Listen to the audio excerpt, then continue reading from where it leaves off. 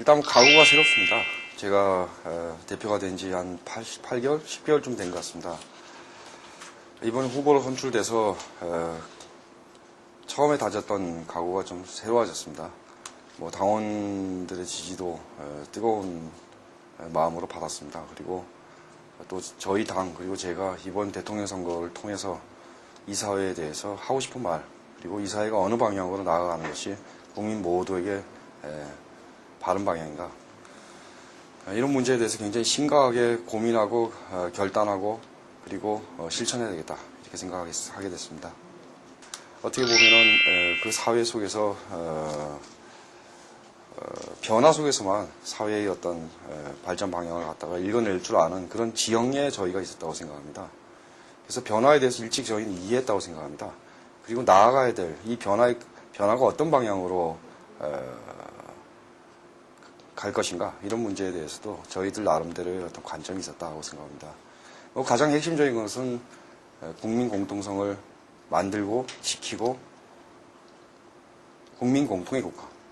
지난 10년간 우리 사회가 굉장히 해체되어 왔다고 봅니다. 기본적으로 뭐 사회 양극화 이런 게 굉장히 심화됐습니다.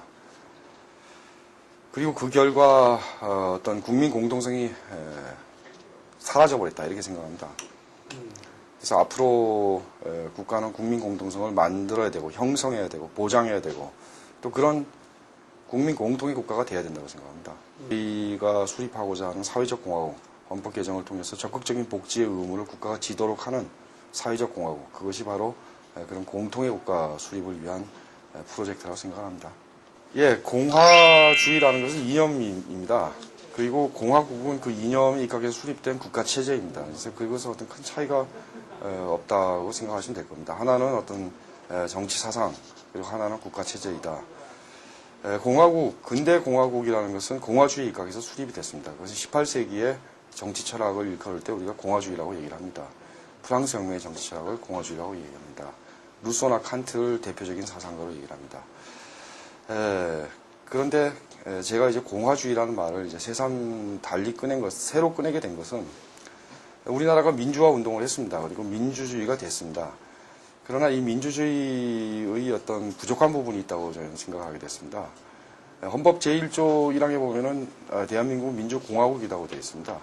그런 헌법 제1조 2항에 보면은 민주주의에 대한 설명만 있습니다. 주권은 국민한테 있고 모든 권력은 국민으로부터 나온다, 이렇게 되어 있습니다. 즉 주권의 소재 문제를 따지는 게 민주주의입니다. 공화국이라는 것은 그다지 큰 조명을 받지 못했습니다. 공화국의 원뜻은 공통성의 국가입니다.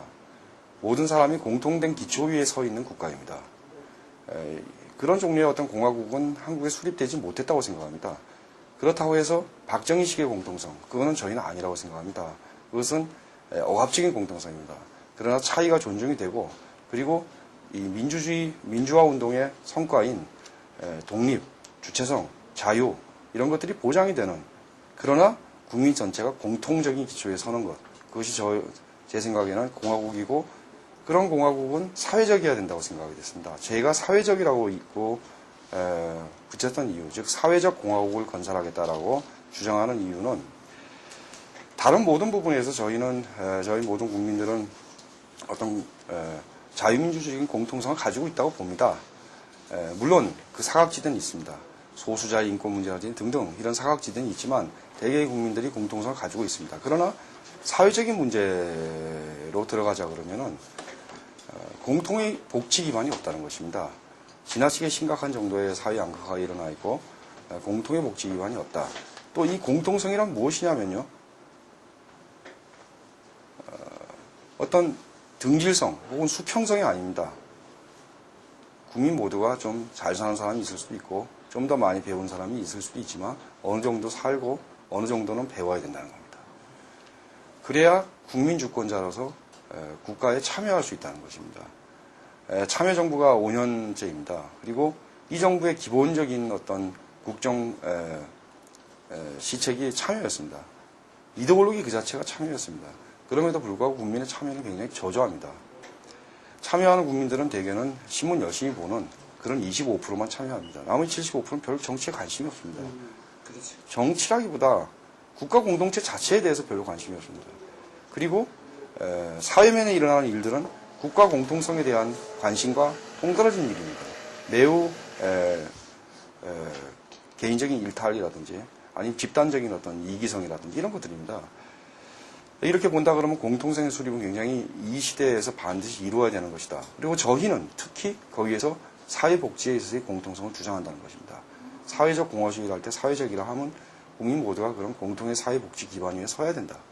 즉, 그 사회복지 기반이라 하면 국민이 주권자로 반환할 수 있는 최소 조건, 이걸 보장해줘야 된다.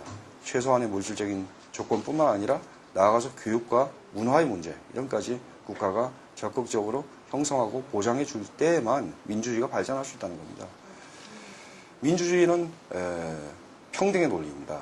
모든 사람한테 한 표를 주고 또 모든 사람을 자유로운 주체로 인정해 주는 논리입니다. 그러나 모든 사람이 독립성만 갖는 게 아니라 공통성을 갖고 있어야 민주공화국입니다. 그래야 비로소 공화국입니다.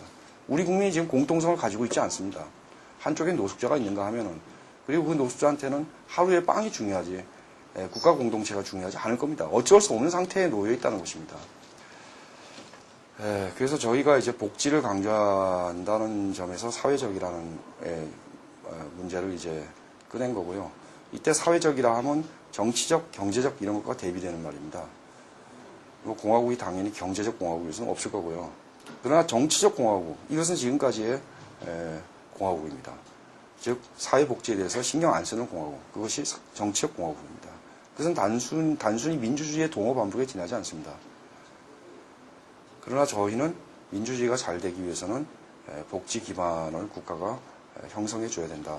그래서 국민 공통성이 수립될 때에만 이 나라가 더 발전을 하고 우리 사회가 더 바른 방향으로 할 것이다. 또 나아가서 그것이 경제 발전의 기초이기도 할 것이다. 이런 주장입니다. 복지 문제는 공통성의 문제니 시장과 투자의 개념으로 접근해서는 안 된다는 것이고요. 그러나 바로 이러한 공통성이 수립이 된다 그러면은 이런 국민적 공통성이야말로 경제 발전의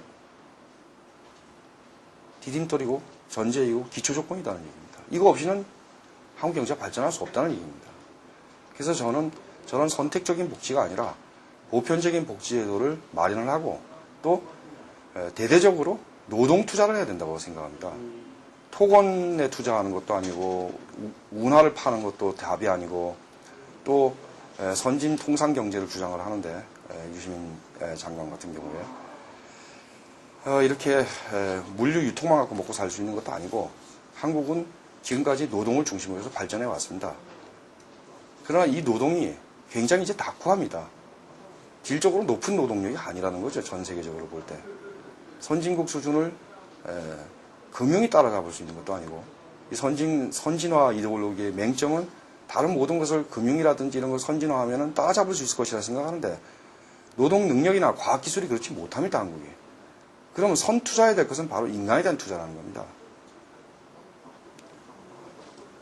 사회적 공화국을 수립해서 보편적 복지로 우리 사회가 이행을 한다 그러면은 적어도 그런 기초 조건이 생깁니다. 그 다음에 비로소 선택 가능한 노동 투자 이런 것을 하고 과감한 어떤 인적 자원에 대한 투자를 통해 가지고 산업을 재편해야 된다고 저는 생각합니다. 지금까지 경제 성장 방식이라는 게 노동 능력에 대해 노동 교육이나 직업 교육이나 노동 능력의 제고에 대해서 별로 투자하지 않았습니다. 그리고 숙련도 문제를 소홀히 해왔습니다. 이것은 뭐 양측이 다 문제가 있습니다. 숙련도를 향상시키자는 것에 대해서 노동조합은 어떻게 반응을 해왔느냐면 그것은 더 많이 쥐어짜자는 얘기에 지나지 않는다라고 본 거고, 그리고 기업 측에서는 숙련도와 노동자들이 향상이 되면 노동자들의 권력이 강화됩니다. 현장에서. 이게 싫었기 때문에 숙련도, 고숙련도와 무관한 산업들, 무관한 어떤 경영 방식을 취해왔다는 겁니다. 그 결과 숙련도가 굉장히 저하되어 있습니다. 이것은 박정희 시대하고 비교해 볼 때는 확실히 느껴지는 것이란 말입니다. 그러니까 이런 방향으로 즉 어떤 고숙련화하고 그리고 또 박정희식의 그런 산업 시대가 아닙니다. 지금이 고도 산업 시대 아닙니까? 과학기술 시대고 기술 집약적인 그리고 또 하나 지식 기반적인 노동으로 전환을 시키고 그러려고 그러면 굉장히 과감한 어떤 직업 투자가 필요합니다. 직업 교육에 대한 과감한 투자가 필요합니다. 이런 것들이 다 복지입니다. 사실은 이것을 하지 않는다는 겁니다. 지 돈 주고 배워야 되는 겁니다, 지금은. 그런 방식으로는 성장할 수 없다는 겁니다. 이런 방식으로 성장할 수 있는 유일한 대안이 하나 있습니다. 남북과 뭐 평화 경제가 되고, 뭐 시베리아 종단 철도를 놓고, 그 다음에 중국과 일본에 의존해갖고 장사만 하고 먹고 사는 겁니다. 저는 이것도 네덜란드나 덴마크 같은 소국이나 취할 수 있는 대책이지, 인구 8천만, 곧 1억 되는 나라가 할 수 있는 방법이 아니라고 생각합니다, 이게. 즉, 자국의 제조업을 등한시하고 자국의 고용을 전부 서비스업으로 전환시키면서 할 수 있는 일이 아니라고 저는 생각합니다. 그렇다 그러면은 유일한 방법은 지금까지도 그랬고 앞으로도 그럴 수밖에 없다는 겁니다. 노동을 통한 성장인데 이 노동이 과거에는 저숙련 조립 노동이었습니다. 박정희 시대는. 그렇다면 앞으로는 고숙련 과학기술 노동으로 전환을 시켜야 되고 그러려면 과감하게 노동교육에 투자해야 되고 국가가 이것은 거의 공짜로 투자해야 된다는 겁니다. 그래야 산업을 재편할 수 있습니다.